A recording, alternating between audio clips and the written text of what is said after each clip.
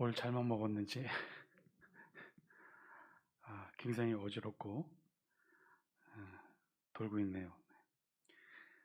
번제단이라는 제목으로 하나님 말씀 전하겠습니다. 오늘 성경 말씀은 설교 제목과 같이 번제단에 대한 말씀입니다. 우리 1절 말씀 우리 영상을 통해 같이 한번 읽어볼까요? 1절입니다. 시작. 너는 조각목으로 길이가 5규빗, 너비가 5규빗의 제단을 만들되 네모 반듯하게 하며 높이는 3규빗으로 하고. 우리 성막, 우리가 그 안에 성물 중에 그 안에 성소와 지성소 안에 있는 것들을 우리가 살펴봤는데요. 오늘부터는 이제 그 성소 밖에 성막 뜰에 있는 번제단에 대해서 오늘 성경은 우리에게 말씀해 주고 계십니다. 이 번제단 역시 그 기초 재료는 조각목으로 만들라고 명하셨죠.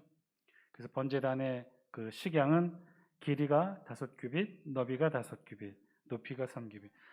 그러니까 가로 세로가 5규빗이라는 말씀인 거죠. 5규빗 하면 대략 우리 미터 단위로 환산하면 2.28m 정도 된다고 합니다. 2.28m니까 3m가 훨씬 안 되는 길이지만 그래도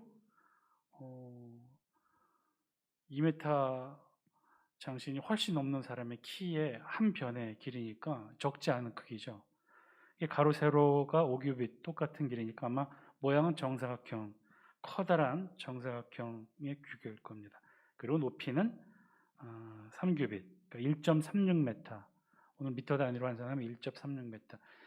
그래서 번제단의 가로 세로가 2.28m인 정사각형, 그리고 높이가 1.36m니까 꽤 높은 거죠. 제 키를 공개하기는 싫지만 그래도 1m 65니까 제 키 기준으로 본다면 뭐 한 가슴 이 정도 차겠죠. 굉장히 높은 높이입니다. 그리고 정사각형의 넓은 형태. 그래서 전체적인 모양은 가로 세로가 2.28m의 정사각형 모양이고 높이는 1.36m의 그런 제단이라는 거죠. 자, 이런 제단을 만들라고 하나님께서 말씀하셔요. 그리고 그 제단은 번제단이고 성막뜰에 위치하여 있습니다. 즉 가장 먼저 성소 안에 들어가게 되면 백성들이 보게 되고 만나게 되는 것이 이 번제단이에요. 이 제단의 뜻은 죽인 희생 제물을 바치는 단이라는 뜻입니다. 그리고 재미있는 것은 이런 직사각형의 모양의 제단을 만들게 하셨고 다음에 하나님이 2절을 통해 뭘 만들게 하셨냐면요, 특별한 것을 덧붙여 만들라고 명하셔요. 그게 무엇이냐면 우리 2절 말씀 같이 한번 읽어볼까요? 2절입니다. 시작. 그 네 모퉁이 위에 뿔을 만들되 그 뿔이 그것에 이어지게 하고 그 제단을 놋으로 싸고. 제단 모퉁이, 즉 모서리 네 곳에 뭐를 만들라고 하셨어요? 뿔을 만들라고 명하십니다. 이 뿔이라는 것은요, 원래 히브리어 원어의 뜻은 동물의 광채를, 동물에게 광채를 더하는 것, 뭐 이런 뜻이라고 해요.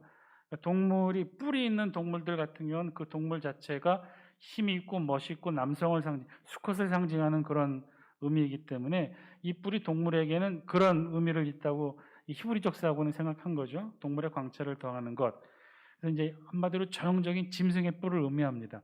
그런데 왜 느닷없이 번제단, 하나님 앞에 제물을 태워드리는 이 번제단에 이 뿔을 달라고 명하셨을까? 이 용도는 무엇이었을까요?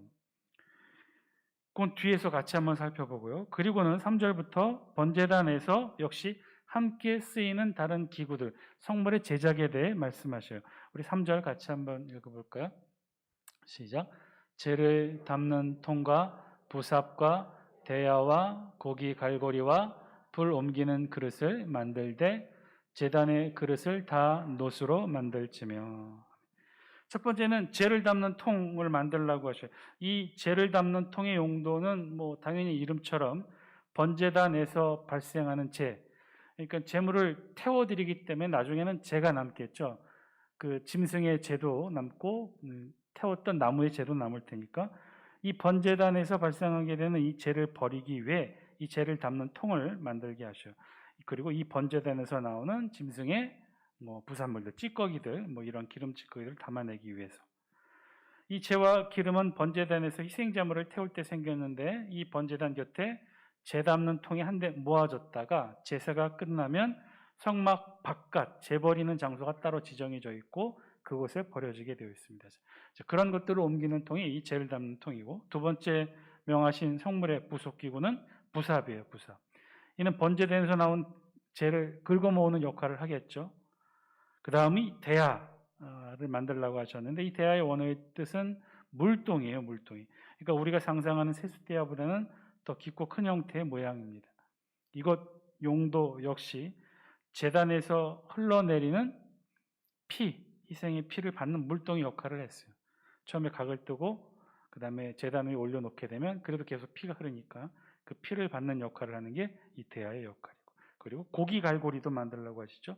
고기 갈고리는 각을 떠서 제물을 올려놓았을 때 제물 위에, 제단 위에 밑에서는 불이 나오고 있고 그 위에 올렸으니 우리가 고기를 구울 때를 상상하면 되실 것 같아요. 그 제물의 고기를 제물에 올려, 그 제단에 올려신 이 제물을 잘 타게 하도록 이렇게 옮겨야 되는데 맨손으로 할 수가 없잖아요. 그러니까 그때 이 갈고리를 사용해서 하도록 하겠다. 그 다음에 만드는 부속기구는 불 옮기는 그릇이에요. 이게 일명 불동 그릇이라고도 하는데, 이것의 용도는 희생제물을 태워 번제를 드릴 때 사용된 이 불씨, 그러니까 번제단의 역할은 밑에서 불을 떼고 그 위에 각을 뜬 제물, 희생제물을 올려놓고 태우는 역할을 하죠.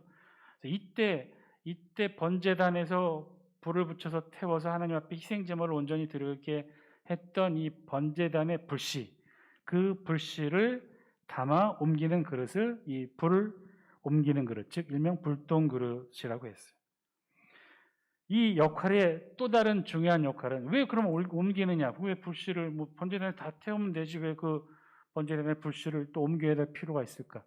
여기서 생겨나는 이 불씨, 이 제물을 태워 하나님께 드리는 이 번제단의 이 불씨를 불동 그릇에 옮겨서 어디다 보관해요? 어디다 보관할까요? 이게 오늘 성경 말씀에 있어서 가장 중요한 첫 번째 중에 하나인데, 여기서 나오는 번제단에서 나오는 이 불씨를 불동 그릇에 담아서 어디에다 갖다 붙이냐면 지성소 앞에 뭐가 있었어요? 분향단이 있었죠. 그 분향단의 불씨를 사용합니다. 반대로 이 번제단의 제사가 끝났어요. 그럼 이제 다음번 제사를 위해 또 누군가 백성이 제물을 가지고 올 거 아닙니까?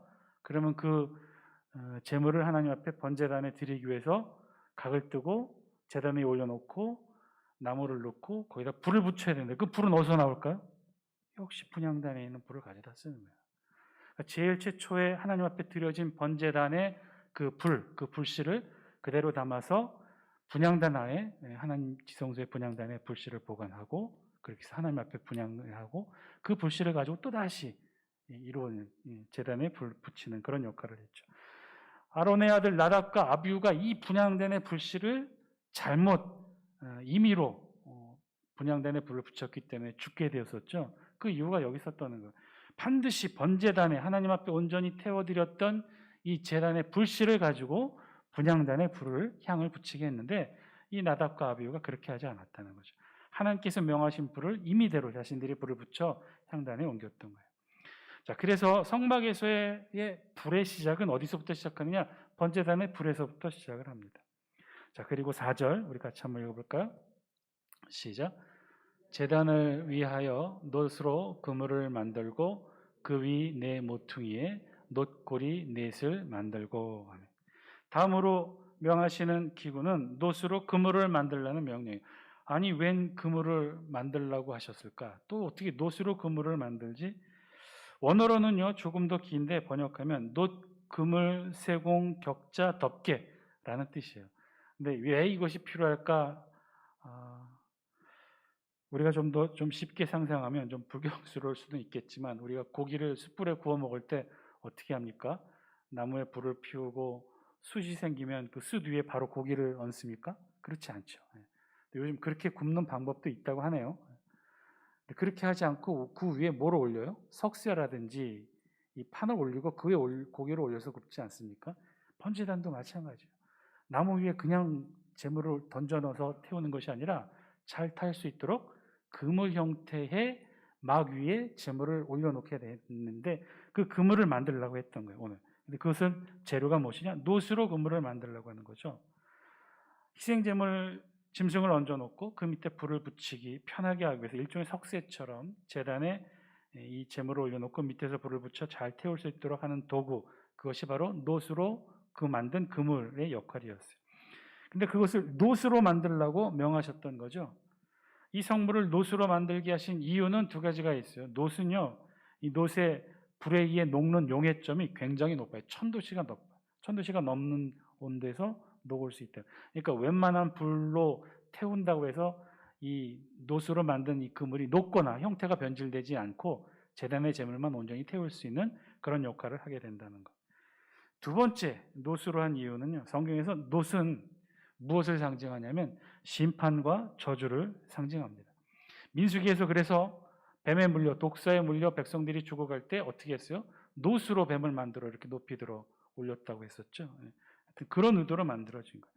그리고 그 그물을 고정시키기 위해 번제단을 옮길 때 사용하는 채를 끼울 놋고리 넷을 만들라고 명하십니다. 그러니까 번제단을 옮기기 위한 용도의 놋고리가 번제단 안에서는 그물을 고정시키는 역할을 한 것이죠. 우리 5절 말씀 같이 한번 읽어볼까요? 5절입니다.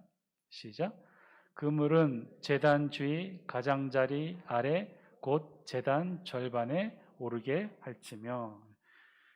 번제단을 옮기기 위한 역시 이것도 번제단도 손으로 옮길 수 없고 채를 끼워서 옮겨야 되는데 채를 끼기 위해서는 고리를 만들어야 되잖아요. 그런데 이 고리가 이중의 역할을 한다는 거예요.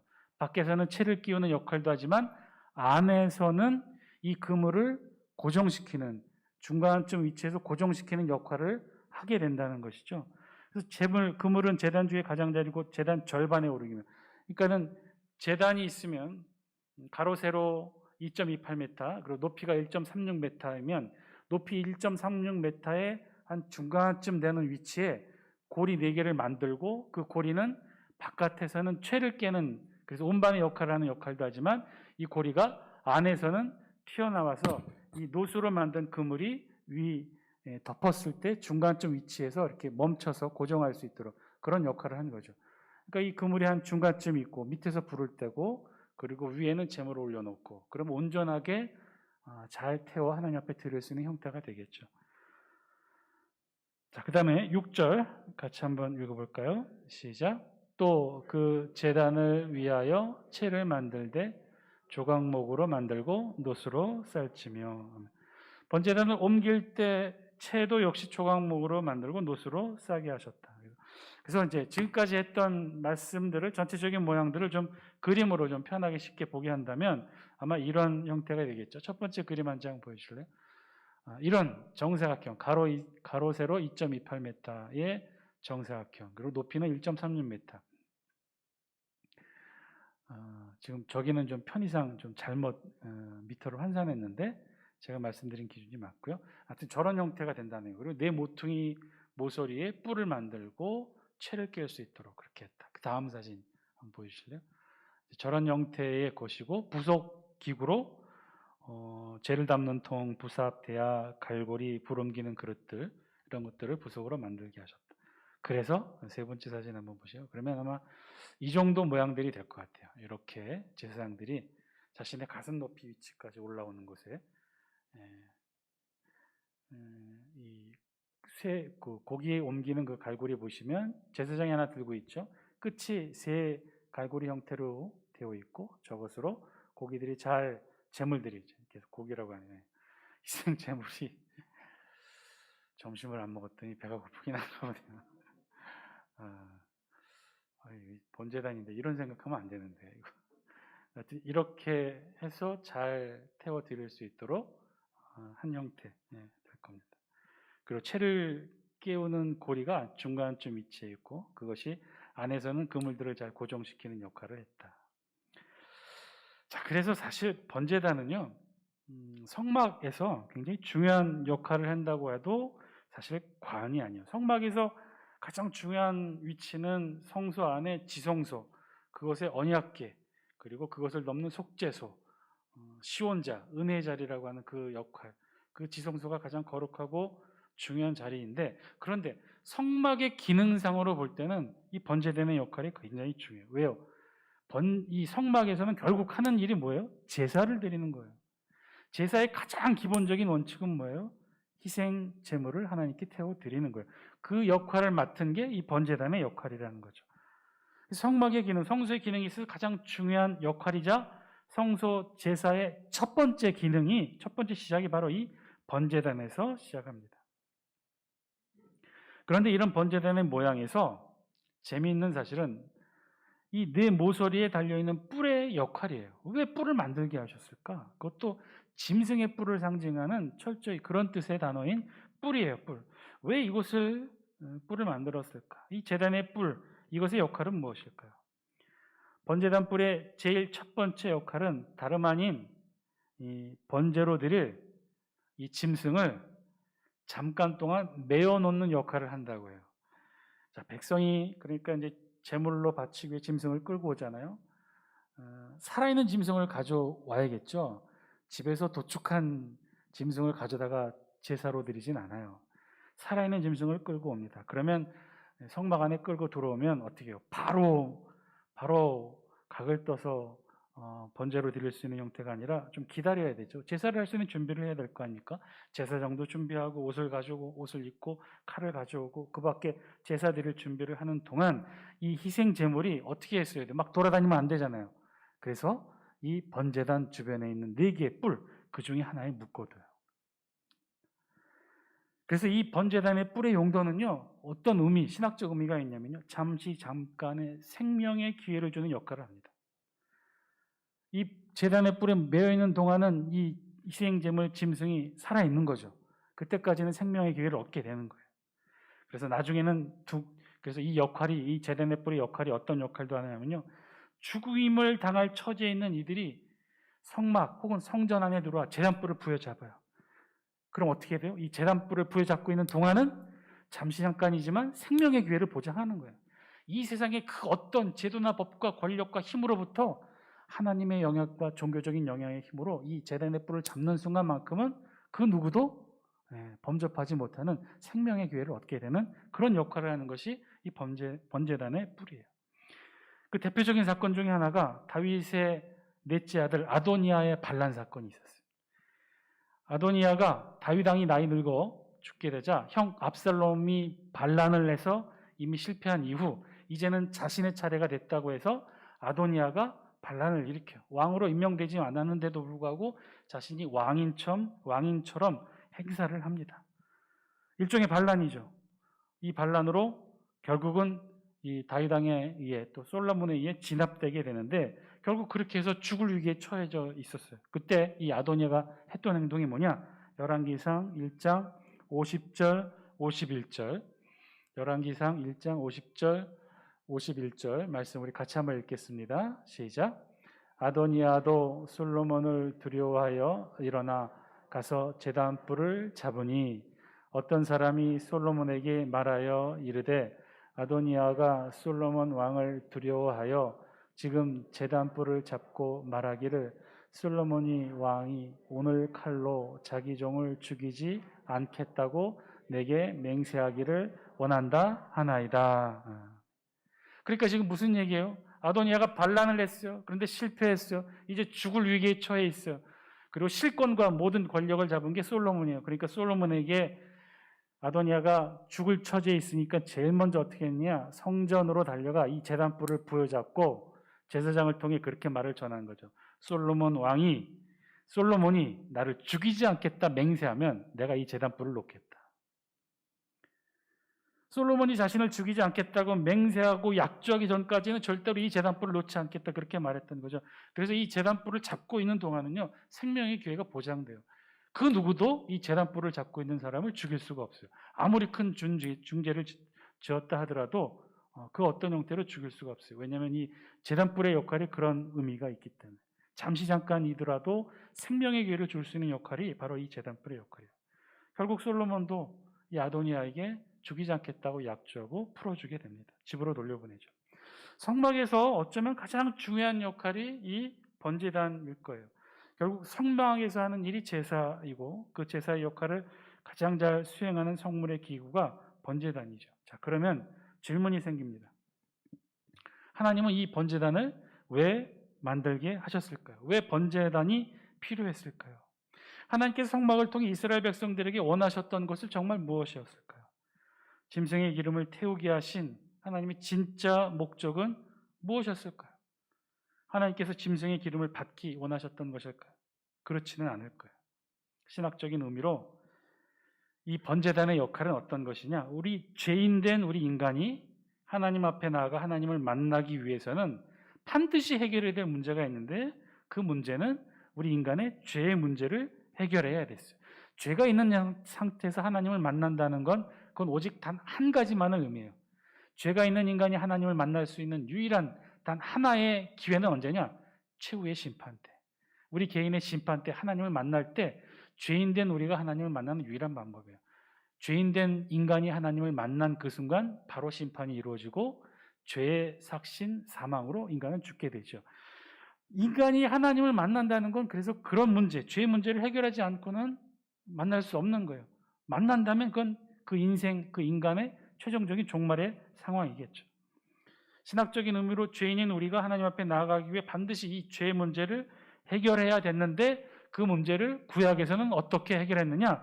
이 번제단에서 짐승의 피를 우리 죄를 대신하여 주고 흘리게 했던 거죠. 죄의 삭은 사망이죠. 죄를 지은 우리 인간은 반드시 죽어야 돼요. 그러나 대신 짐승이 피를 흘리며 죽고 잠시 잠깐 우리 인간이 죄의 문제를 해결한 상태에서 하나님을 만날 수 있게 된 거예요. 이것이 구약에서의 번제단의 의미고 성막에서의 제사의 의미입니다. 마치 제단의 뿔에 매여있는 짐승처럼 제단의 뿔을 부여잡고 생명의 기회를 간구하는 것처럼 그렇게 구약시대에는 성막에서 하나님께 나아가기 위해 반드시 이 제번제단을 거쳐야 했어요. 자, 그렇다면 오늘날 우리 신약시대에는 이 문제를 어떻게 해결하게 되는 것일까요? 지금 저와 여러분 모두 이 성소 안에 들어와 있어요. 이 성소에는요, 성소와 지성소를 가로막는 휘장도 이미 없어진 지 오래예요. 성소 안에서 지금 하나님 앞에 우리는 하나님을 만나고 있어요. 이 말의 의미는 여러분들이 이미 이 장수교의 성전 안으로 들어올 때 성막들에 있는 번제단을 지나쳐 온 거예요.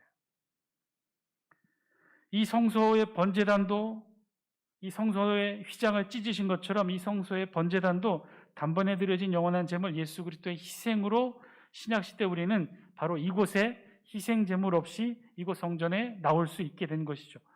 여러분, 우리 눈에는 보이지 않지만 이미 번제단, 우리 성전 앞에 있는 번제단을 지나쳐 온 거예요.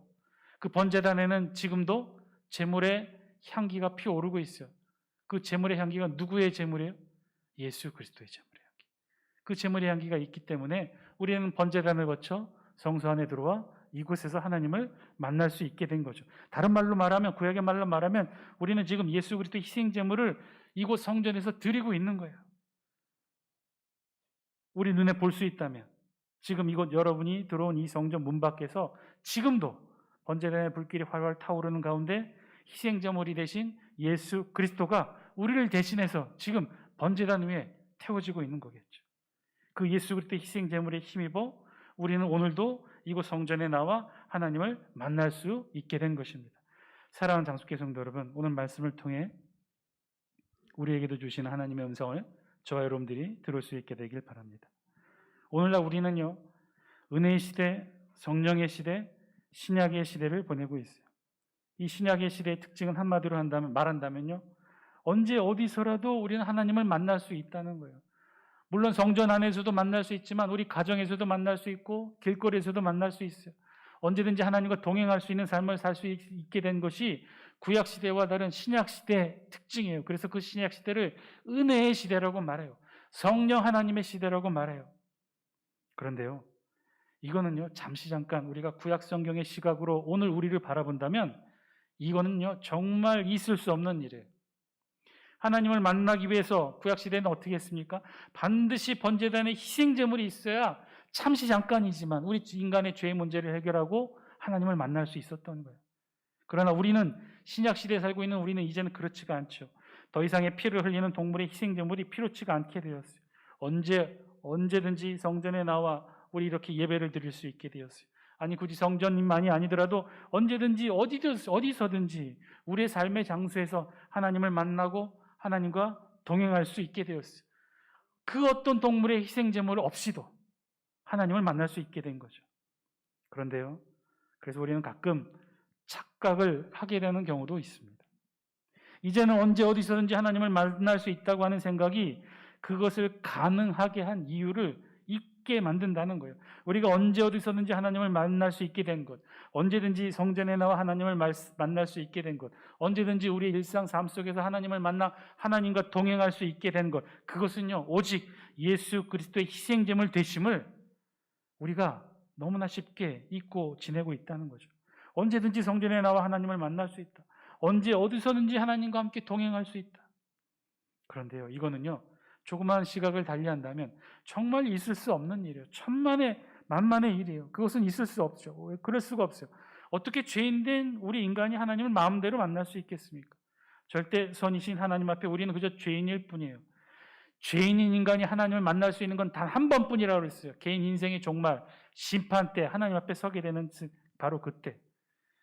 그런데 우리가 심판 때도 아니고 개인의 종말 때도 아님에도 불구하고 이렇게 자유롭게 하나님을 만날 수 있게 된 것, 성전에 나와 언제든지 하나님을 만날 수 있고 어디서든지 하나님과 함께 동행할 수 있게 된 것, 이 말도 안 되는 일, 언제 어디서든지 우리 죄인이 하나님을 만날 수 있다는 것, 이 정말 말도 안 되는 일, 있을 수도 없고 있어서도 안 되는 일, 만약에 그런 일이 가능하다면요 죄인인 우리 인간은 바로 죄의 결과로 죽을 수밖에 없게 돼요.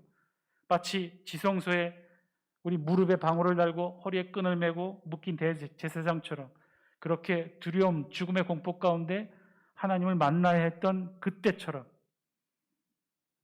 그런데 그런 말도 안 되는 일이 현실이 된다면, 진짜로 가능하게 되었다면, 그래서 지금 이 자리에 우리가 죽지 않고 앉아서 말씀과 함께 하나님을 만날 수가 있다고 한다면 그것은 오직 단 하나, 우리를 위해 지금도 누군가 죽어가고 있다는 이야기겠죠.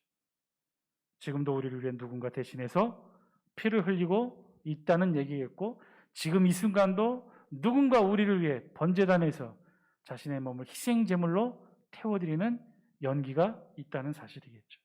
그것이 누구일까요? 예수 그리스도이십니다. 그런데요, 여러분, 그 예수 그리스도의 희생제물이 나를 위한 희생제물이 된다는 것은요 또 다른 문제예요.